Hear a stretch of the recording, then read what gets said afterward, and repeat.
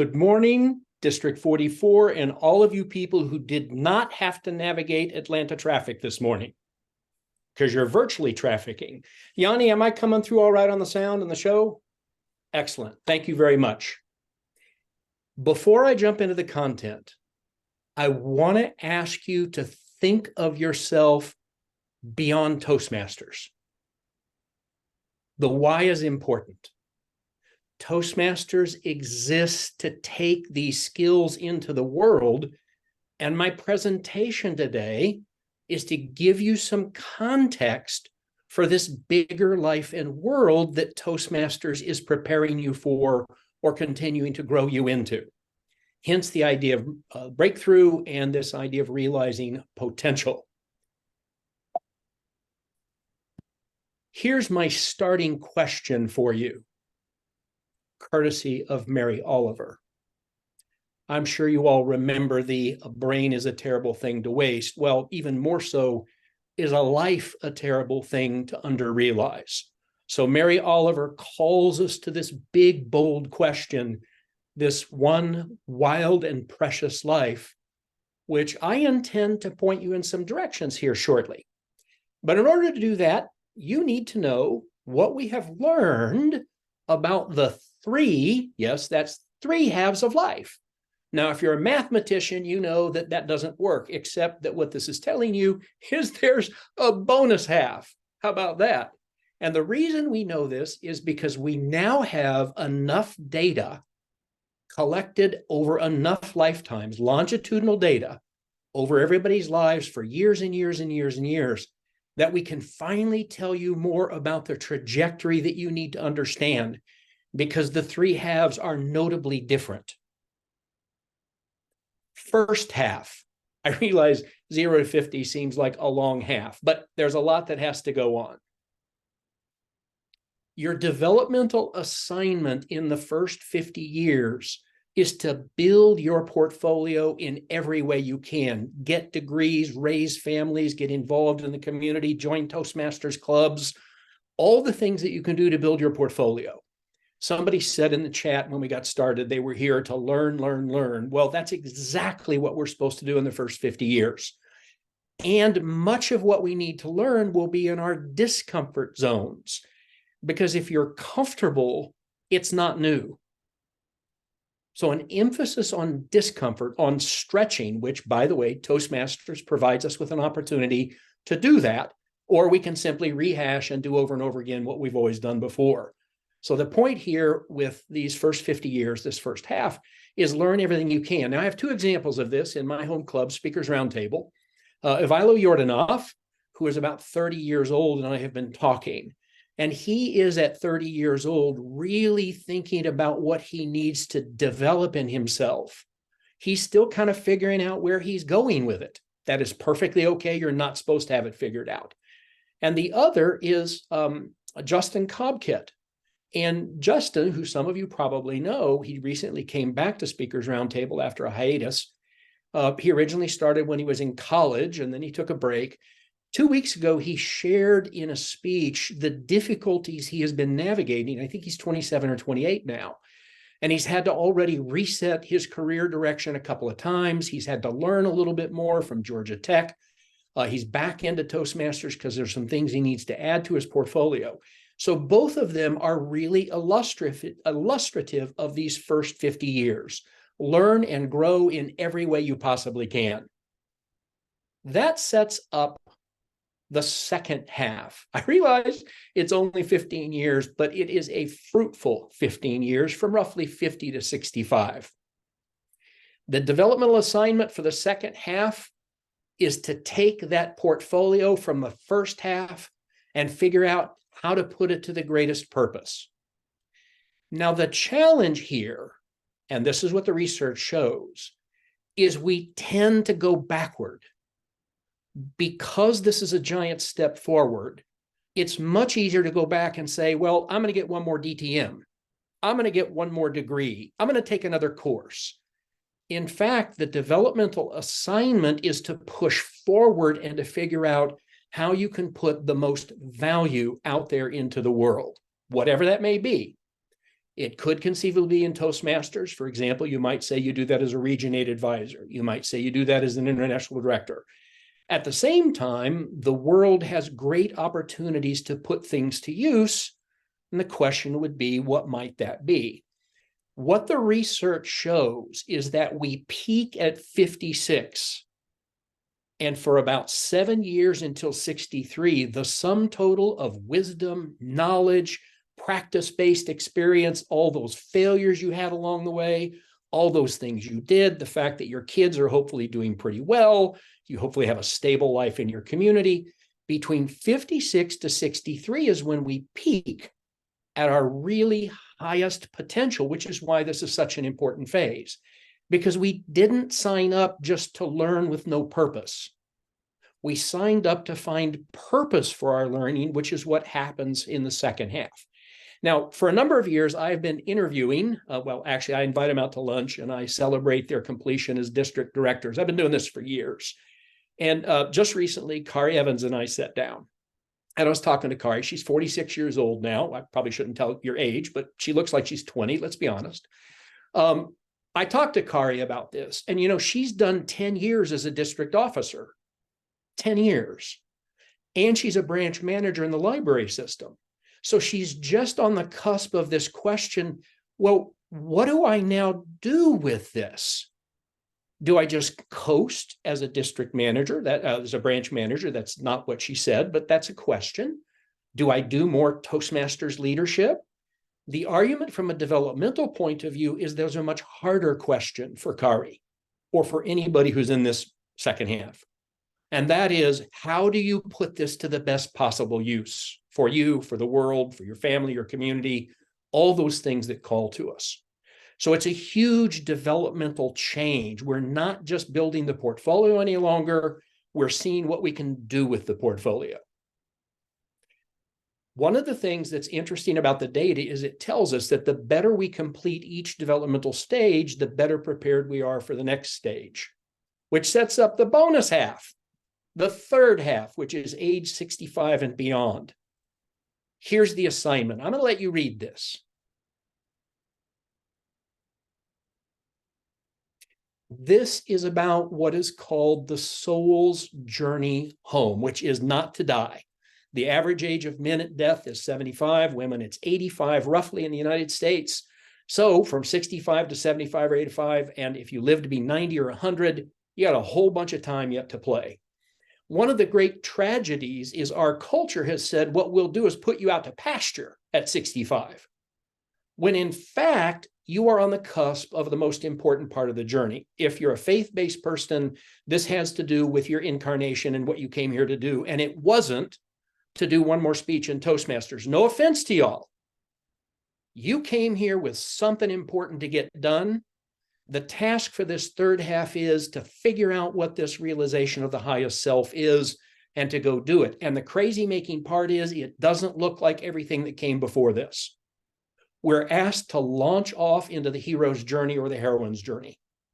And it's not clear. There's not a next course to take, a next level to achieve. It's some kind of a fulfillment that will stretch you to what your soul signed up for. Now, the really, really cool part of this is it's actually some of the most invigorating time because look at this. Here's what the data shows. Your best decade is from 60 to 70. The second best decade is 70 to 80 years old. And the benefit of this long term is that we stay living at a high level until the very end when our demise comes at hand and we exit. So this is so important. I mean, truly, the big data tells us that our future is quite bright. This is also very countercultural because we all know that at 20 and 30 and at 40 and at 50, when they bring out all the black balloons and tell you your life is over, we now know that the data says that is simply not true. In fact, the evidence is every decade gets better if we're proceeding developmentally well. So this is incredibly optimistic, and we get the opportunity to lean into it, to see where we might be able to go with this. This is where I want to throw down a real challenge. The challenge for all of us is something I said earlier. because the landscape gets different, because the landscape becomes unfamiliar, because nobody can tell us what this soul's journey home looks like or what our greatest fulfillment might be. Lana, Rod, Tanisha, Katrina, nobody can tell us what that is.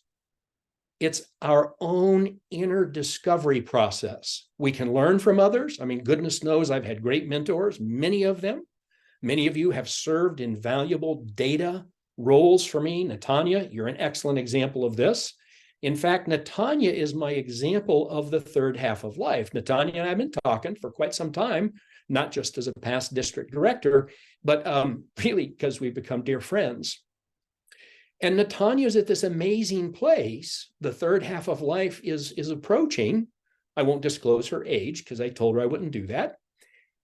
She's coming upon this, and it's like, okay, my kids are grown. I've done the whole Toastmasters thing all the way up to region advisor. Maybe she'll be an international director. But part of what Natanya is now focused on is building a business she's never built before.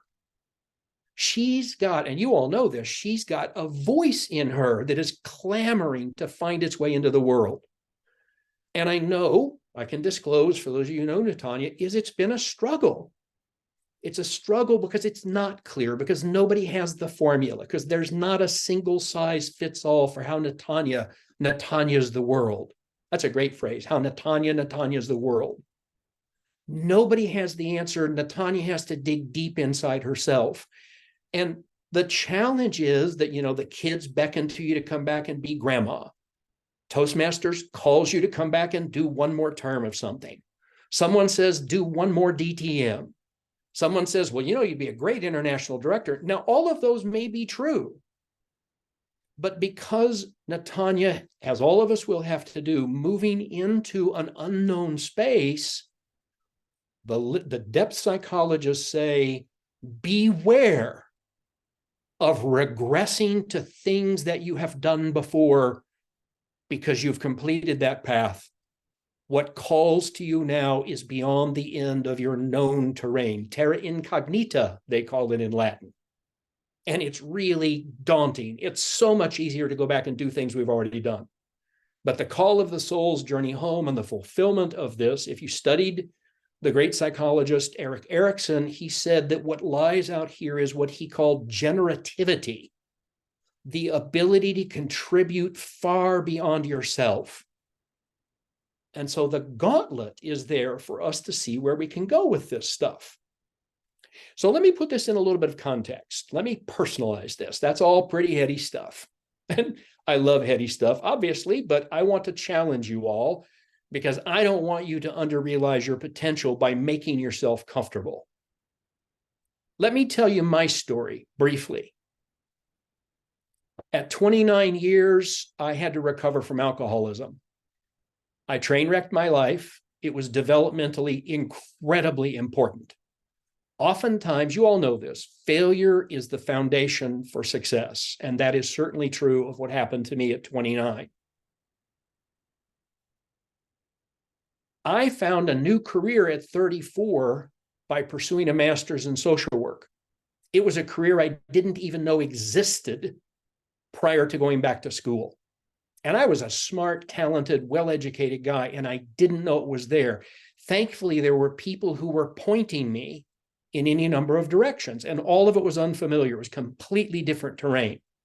It required me to learn a whole new set of things. At 49, look at that, 49. I didn't plan this stuff. At 49 was when I completed what I think was all of that portfolio building by becoming an accredited speaker, the consummation of years of working. I got my DTM at 49. I also at that point had won 4 or 5 district contests of various types because I was using the stage to develop my skills. So you can see all this stuff coming together. I haven't competed a lot since then, and I don't have multiple DTMs because I've been up to other things. Let's talk about that. I moved to Atlanta when I was 57 years old, which coincides with when my business, my career, the work I do in the world really, really began to rock. This is the point where I was working internationally with leadership development. I built a fairly amazing, for my purposes, portfolio of people in public health. It was about this time that some of the work that I'd done in psychospiritual growth and development finally found its way into books and blogs. It was about this time that this whole 12-step recovery part started flying out of me, all of which have become this way that I now play in the world. And it is incredibly meaningful stuff, which required all of that effort prior to this. At 64 years old, I'm 67 now. By the way, I've been told my favorite feedback on my age is that I'm terribly immature for my age, which I think is a wonderful backhanded compliment. At 64 years old, what emerged was an understanding that I have life work to do, the soul's journey home. I refer to it as the Chronicles of Grace series. Some of you know I'm currently on book tour with the second in the 5-book series, A Killer's Grace and the Dark Side of Grace.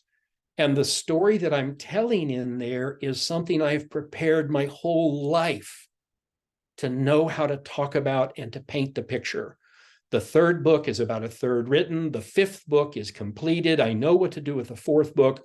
I've got about a 5-year trajectory to bring all of this stuff together. So I'm guessing by somewhere around 72, 73, 74, I will complete telling the story.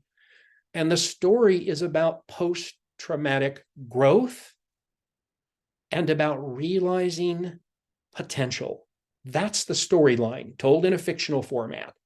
So it's the consummation of all these things. And it all came about because I finished the 1st book and somebody said, can't wait for the sequel. And I said, I didn't know there was a sequel. I didn't know there was a series of a story to be told. It revealed itself. So then I said, well, what's next? It's like, I didn't know. I had to go find it. So I'm still in this discovery process of figuring out what does this mean and what am I going to do with it? So I'm now doing workshops in this space because this realization of human potential matters to me more than anything else. And it turns out that this story and the work that goes with it parallel tracks to what I signed up to do with this lifetime, at least as much has been revealed thus far. So I, in fact, am an illustration of exactly how this deal works. And it amazes me because I didn't know any of this until I figured out what we were learning about the 3 halves of life and went back and replotted my life trajectory, only to find that I have been on this trajectory all along. It is really a remarkable thing. And by the way, I spend much of my professional time now working with leaders and other professionals and people in recovery and people who are just trying to figure their lives out, working with them to navigate this path for themselves.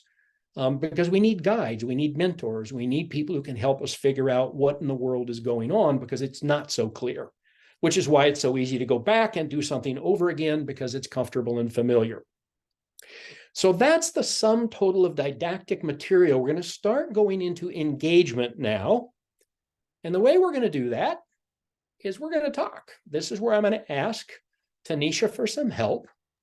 What are you wondering about? You can put this into chat, what Tanisha is going to do. I've put a lot of heady information on the table. What are you wondering about? Tanisha is going to orchestrate this. She's going to let me know if there are patterns or particular questions that I can address. We've got a little bit of time for this. We're priming the pump for a breakout session that is upcoming. So that developmental thing I was talking about, I've given you some information. I'm now asking you to engage. We're going to take the engagement into small groups.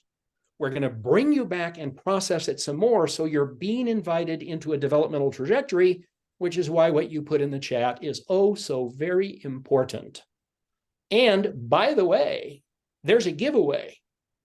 I'm just not going to tell you who in the chat is going to get the giveaway because Tanisha's counting you up and she's going to let me know as soon as we get to the giveaway. So Tanisha, what do we got for me to comment upon? All right, so we have the next steps in life was placed into the chat by Elaine McKenzie. The next steps in life. Well, Elaine, it would depend on where you are in the trajectory and how well you've completed the prior one. My simple answer, since I do know you, Elaine, is you are undoubtedly up in the moving from second into third half of life range. And what I know about the third half from the work I've done with myself and with others is it's an exploratory process. What we have to do is go out and talk to people, read books, expose ourselves to new things, and we listen for things that resonate for us. The path is designed to reveal itself, but we have to go looking for it and we have to listen for answers. So I'm going to encourage you to go out and search. And if it's not uncomfortable, Elaine, you're not searching hard enough. Nobody's going to be surprised by me saying that. So, and I'm happy to chat with you about that later, Elaine, because I know you and I love you. So I'm really interested to know what you're going to do with that. Tanisha, what else we got? We had a really good question that came in from Anne. What if we messed up the first stage? What happens? We may have to do a little bit of remediation because our foundation isn't strong enough. It means that we're going to have a little tougher time with the second half. What I have been known to do with people who can say that about themselves is we actually do some very, very targeted developmental work to try and secure the foundation underneath them. And then what we end up having to do, Anne, is we throw them all the more into the stretch because it becomes that much more important to push ourselves into places that may not be comfortable or familiar. And for that, we typically need help. I mean, you all hopefully know this because you're Toastmasters. The importance of mentors to guide us, it just can't be underestimated. And there's lots and lots and lots of them in the world. So please search wide and far, Anne. It's a great question. What else, Tanisha? That was a really great question. Our amazing district director, Rod Alexander, DTM, put, how did you know you were fulfilling your purpose? Oh, you can feel it in your body. Man, when you come on purpose, you can feel it. You just know that it's right. So if you think of yourself as like a little radar dish, what you can do is you can go like, not that, not that. Oh, wait, there's, I need to check that out. There's something there. Wait, no, I've lost it. Come back. And this is why the exploratory process I was recommending for Elaine is so very helpful because you get data and the data helps you see where you are oriented to and what is pinging you. It is my personal belief based on my own orientation to this, which includes my faith and everything else, that whatever it is that's out there is speaking to us all the time. We just have a hard time hearing, and we need help doing that. But we also have to try to hear. What else, Tanisha? Love it. So admin manager Yanni Wynn said, have I fulfilled my first third? Your first half, I think you probably mean. Remember, Yanni, I know you're a mathematician. You get 3 halves, not 3/3, because you get more than a whole life. The question is, partly based on age, we typically don't find people completing their first half until somewhere later in their 40s, maybe as early as, like in Kari's case, 46-ish. Not at all uncommon in 48. There's sort of some pre-contemplation work that goes on. Every now and then, I was talking to Ivailo, who I mentioned earlier from Speakers Roundtable.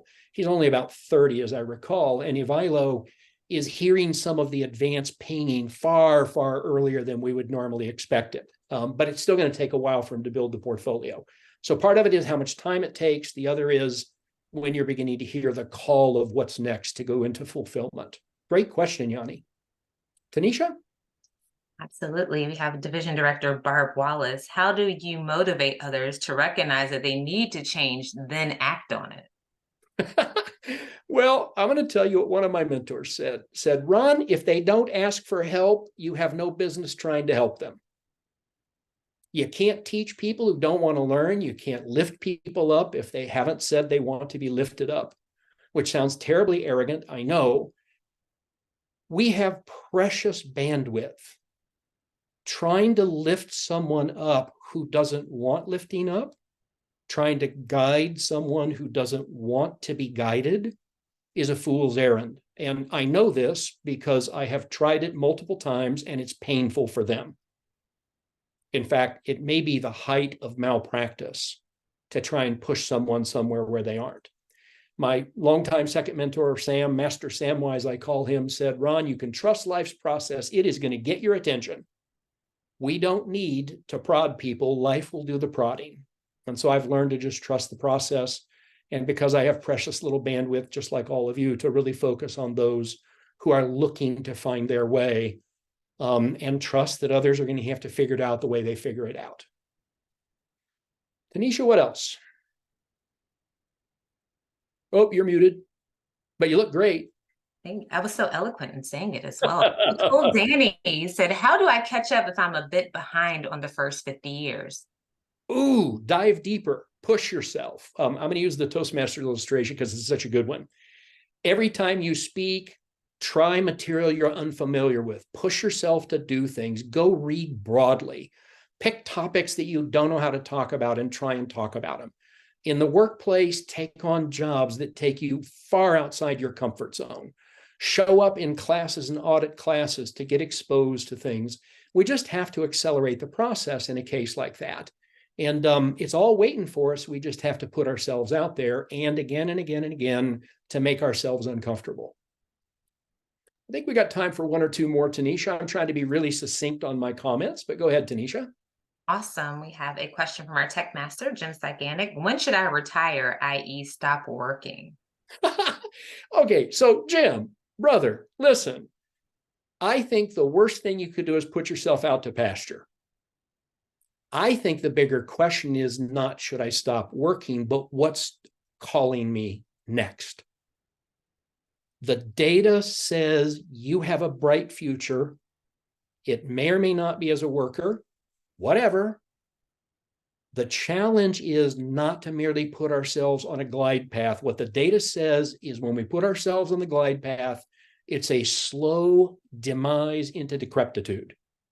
The data says we need new experiences and new information to keep us invigorated. And so that's a much more important question when I look at it from a developmental point of view. Let's try one more, Tanisha. Awesome. I believe it is Jean Peck. I apologize if I pronounced it incorrectly. That stated, how best to find guidance from trusted, credible sources? Oh, well, this is where you know those wise people. I mean, we really do. It's sort of like you hear them and you go like, wow, that person's got something. And then you reality test with them. You ask a couple of hard questions. And if you get nonsense answers, you know they're not a trusted source. Over time, I would wish for you, Jeannie, and others to find a really, really good mentor who can work with you for a long period of time. Of course, coaches are an option. I'm a fan of coaching. I am a coach. I have coaches, multiple coaches.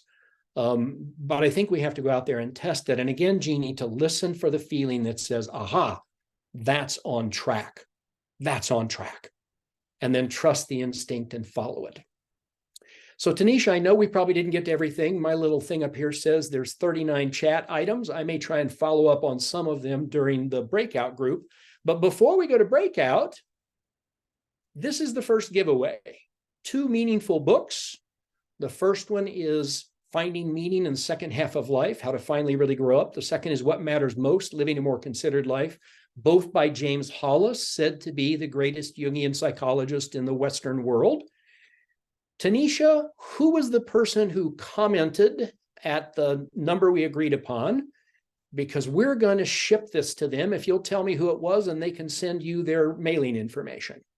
Absolutely. So the giveaway winner is Division Director Barb Wallace. Barb Wallace, yay, give it up. I know, universal sign for applause. Barb, if you will send your mailing address to Tanisha, Tanisha will get it to me. I will ship these 2 books to you as our first giveaway. Congratulations, Barb, and thank you for participating. Everyone. So here's what we're going to do. We're going to put you into breakout groups of 3, not 10, because that's not enough time. You're going to have about 20 minutes. There are 3 questions here. You might want to do a screen capture. You might want to read what our tech master, and thank you very much to Tanisha and Jim, and I'm blanking on who else is helping in the background, Yanni for sure with my timing, for helping manage this. They're going to drop this into the chat. There are 3 questions here. What matters most for you at this stage of where you find yourself? It's a different answer depending upon where you are. What measurable, emphasis on the word measurable, actions or achievements are likely to meet those needs? You all know this from goal setting, or if you don't know this, you need to know this. When you make something measurable, it tends to get done. So what measurable actions or achievements are likely to meet those needs? How have you got to push yourself? And what guidance or feedback are you going to need to move forward? And who can provide that information? So 3 questions. What matters most? What measurable actions or achievements are going to get you there? What guidance or feedback will you need, and where will you find that guidance or feedback? We're going to put you into groups of 3. That means that each of you has about 5 minutes total, actually about 7 minutes total. We're going to bring you back, and I'm going to tell you why I'm approaching these questions this way. There's an underlying developmental reason for what we're asking you to do here. So don't cut yourself short, make yourself uncomfortable. Let's see what we can do. Tanisha, I think we're ready to drop everybody off into Oz in their very own little private meeting with each other's wizards. So what you should... The breakout rooms are now open.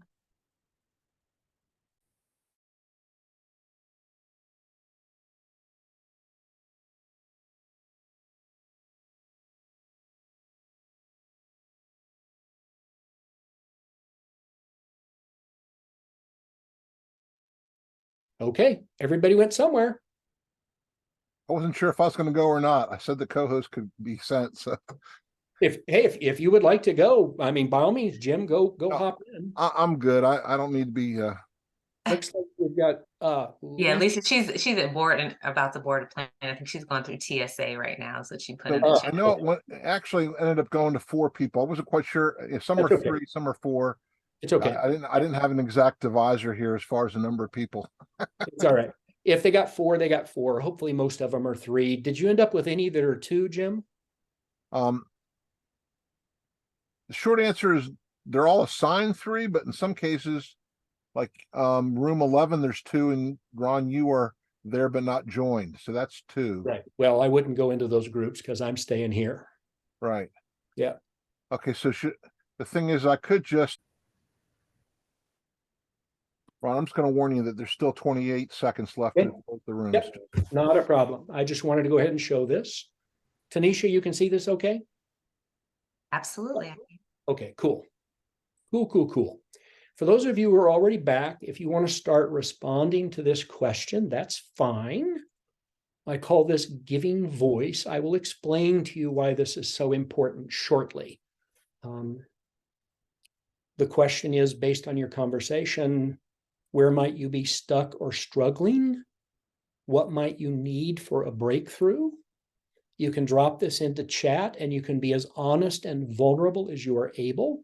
You might want to write your thoughts down too, so you can hold on to your thoughts so they don't vanish with the chat when this session is over. So as everybody filters back in, your chance to give voice. Where are you stuck or struggling? What do you most need to break through as best you understand it? Be as honest and vulnerable as you can by putting it in chat. I know some of you aren't going to do that. That's why I'm saying I know some of you aren't going to do that. If nothing else, write it down for yourself. There is incredible power in telling the truth about our circumstances. In fact, I'm going to make an argument here shortly that it's when we don't tell ourselves the truth about where we're blocked that we fail to realize our potential. I'll say more about that in a minute. Jim, I assume everybody is back? Yes, sir. All the rooms are closed. Excellent. Well, welcome back, everyone. You can see the slide, giving voice. Where are you stuck or struggling? What do you most need to break through? Please be honest and vulnerable. Put your comments in chat. We're going to work with those here in a moment. Before I say something about something Tanisha and I were talking about, here's where we're going. This is called crowdsourcing, if you didn't know that. If you see somebody say something and you want to send them a personal note, a suggestion, a resource, or an encouragement, because you all have wisdom, knowledge, and experience, please send them a private chat to support them in whatever way you think is appropriate. Be generous, be kind, be thoughtful, be helpful. Feel free to provide people directly with feedback separate and apart from what I'm going to have to say. So just going back, here's your assignment. Where are you stuck or struggling? What do you need to break through? Drop it into chat. Be honest and vulnerable. If you don't know, vulnerability is one of the greatest leadership traits of them all. Community engagement, if you see someone put something in there and you want to send a private chat, make sure it's private. Be generous, be kind, give them a suggestion, a resource, or just give them encouragement, because we all get stuck and we need support when we get stuck. So I'm going to stop sharing. Tanisha, there were a couple things we wanted to go back to. You want to cue me up on those, and then we will see what we're getting. Absolutely. Our attendees put some amazing questions into the chat, and we wanted to make sure that we circle back to a couple of those so you can get the answers that you were seeking at that time. Chad Gates dropped into the chat earlier. In the second half of my life and have been pondering a major decision that could propel my life in a different direction. When do you know it's okay to take a chance on something, even if you are not sure of the outcome? Yeah, and then I think there was the question about where does one find the courage to go in this direction. And Chad and others who have this question or similar questions, of course, get the best advice you can from trusted mentors, trusted advisors, trusted therapists. But in the end, the only one who can answer the question of how we find our way is us. There's a great line I use in one of my other books, My Name is Wonder, where a wise old bear says, "The way is made with every step, it does not pre-exist." And in fact, the evidence says that that is really true, that the way we find our way, Chad, is we find our way. And the only way to do that is taking the next step. Now, this would also, I think, Tanisha, parallel Shannon's question too. Will you want to remind us of Shannon's question earlier? Absolutely. Shannon asked, my broad idea of the second half scares me to death. How to find courage? Yeah.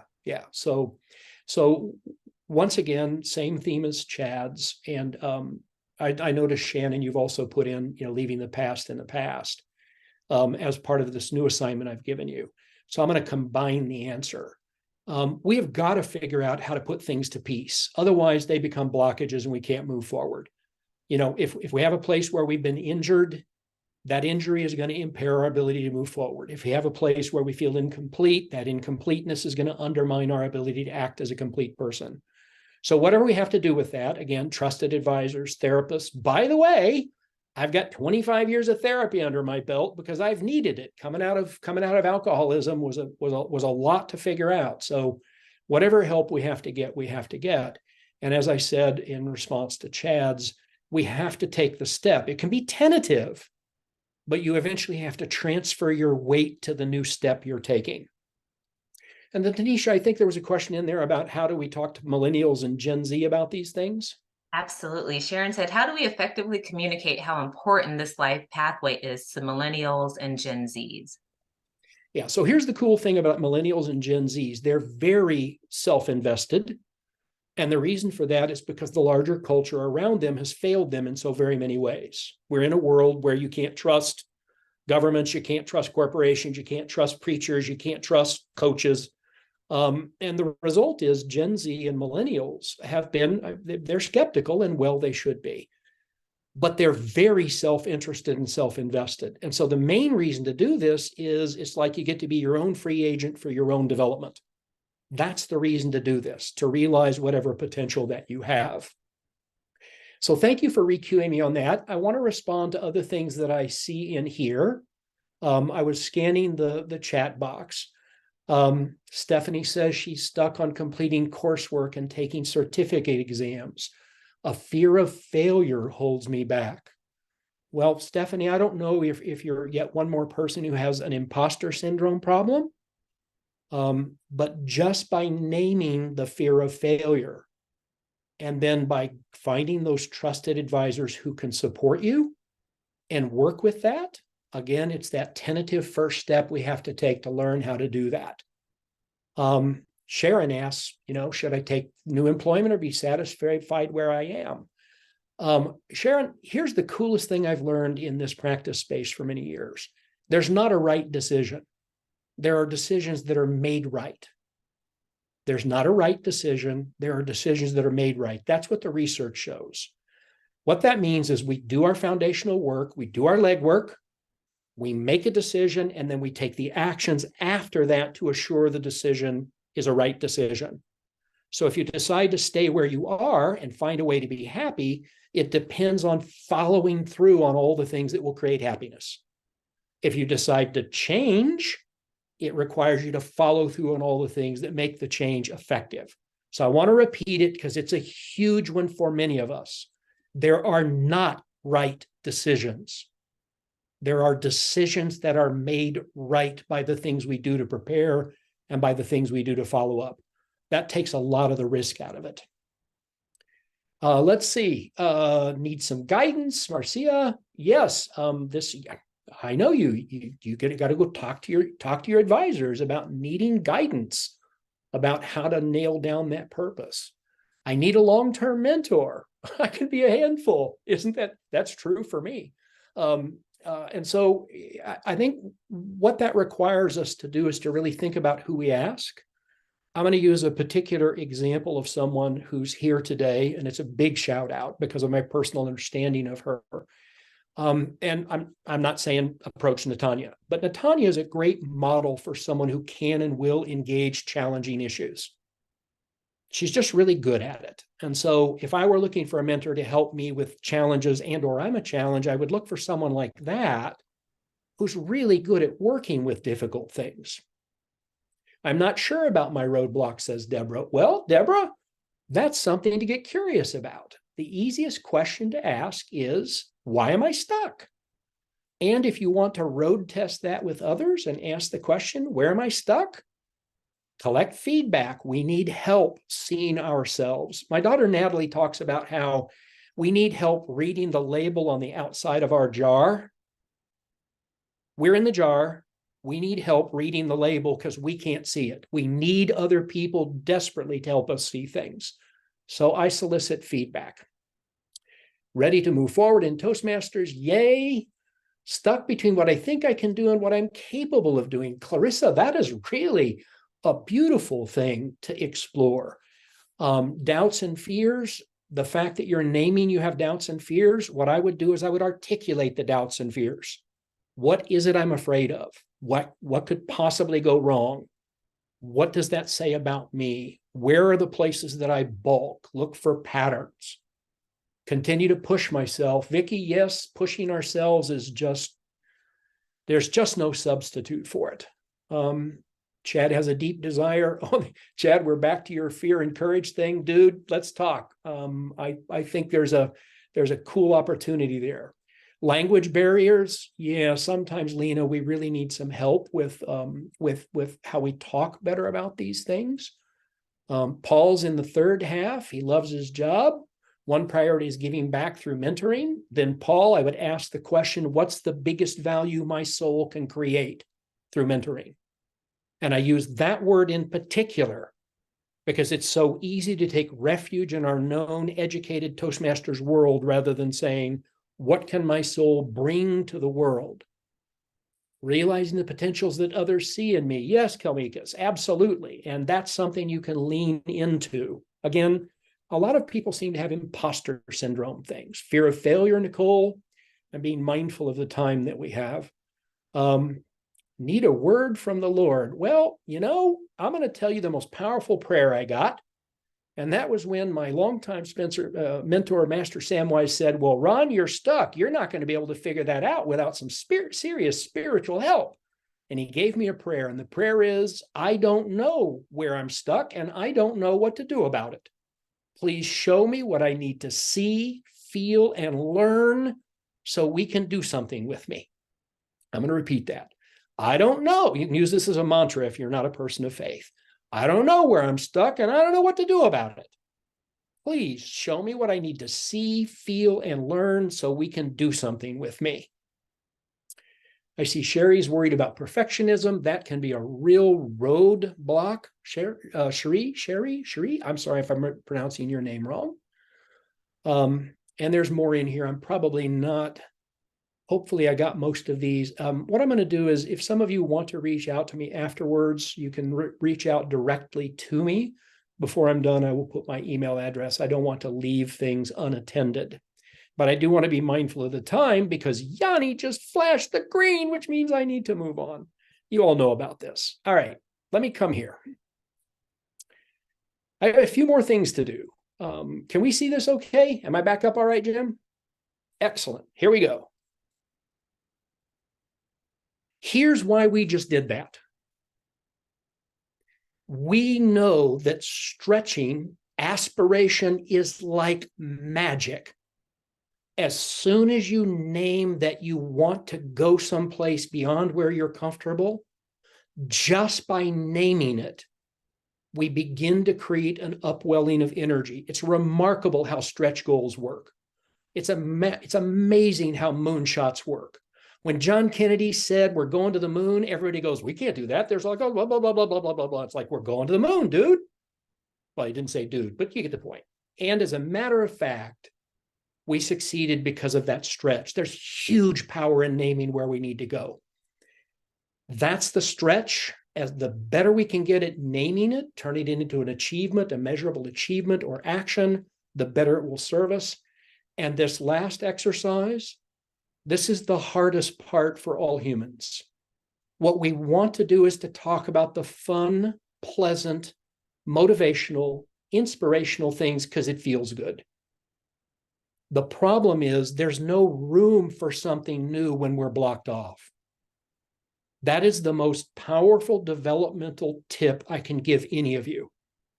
Because everywhere in my life, what I find is people get stuck. They try and find a solution before they understand the nature of the stuckness. And the stuckness is not pleasant. It's not fun. It's not warm and fuzzy. But identifying the blockage, the place we're stuck, is the greatest secret to breaking free. And the fact that you just gave voice to it, there's power in admitting in an open forum like that, that you have a courage problem, you have a fear problem, you have an imposter problem, because it gives voice, it announces to the world what is true. And then, as Johann von Goethe, the great German philosopher, would say, divine providence acts as a response to your telling the truth. So I'm going to repeat it because it's so important. Almost all of my work today is focusing on where people are blocked off. I could go into a long workshop on why I think that is. Don't have time today. Trust me, there's value in understanding where you're blocked. So I have a second giveaway. This is my 2 books, the 2 of the 5 so far, Killer's Grace, Dark Side of Grace. So Tanisha, who is our winner of these? Absolutely. Our winner for the second giveaway is Nicole Daniel. Nicole, yay! I hope you like reading about the dark side. It's very consistent with what I have just been talking about. So if you will, Nicole, if you will make sure that Tanisha has your address, I will ship you these 2 books. Obviously, this is my very small pitch for me. I actually have 6 books. If you want to go look for me on Amazon, you'll find out what I've been up to. It includes some very interesting things. At least I find them really interesting. So let's move forward. I want to come back to the front. Tell me, my friends, tell me, what are you going to do with this one wild and precious life you have been blessed with? It's the greatest call I can imagine. We're being asked to put ourselves far beyond our comfort zone. We're being asked to search deep inside ourselves to find out what matters most, and then to do everything in our power to try and follow that call. Here's why that matters. The most powerful lesson I have from 35 years of practice is who you are, that is what we need. The secret is how you're going to let it be revealed and allow it to pour forth. That's why the blockages are so important. I can't say it often enough. You don't need to be a different you, Charisse, Robin, You need to be the fullest demonstration of you that you can possibly be, because that's what we need. And that's what you came prepared to deliver. That is your soul's contract, I would argue. So that's the inspirational close. Please work on these things. Use the rest of the time today in the other sessions and so forth. Reach out for help. I will make myself available as well. I'm going to stop talking because I should be just about on time. And Tanisha, I'm going to turn this back to you.